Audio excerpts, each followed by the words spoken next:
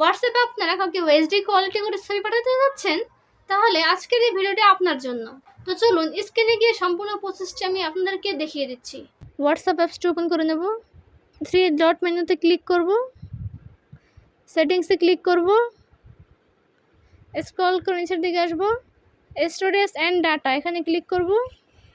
তারপর আপনারা দেখতে পাচ্ছেন এরকম একটা ইন্টারফেস চলে আসছে, এইচডি মিডিয়া আপলোড কোয়ালিটি। আপনারা যে ভিডিওটি আপলোড করবেন বা দিবেন, কাউকে সেন্ড করবেন, সেই কোয়ালিটি কি হবে। আমি এখানে এইচডি কোয়ালিটি করে দিচ্ছি, সেভ।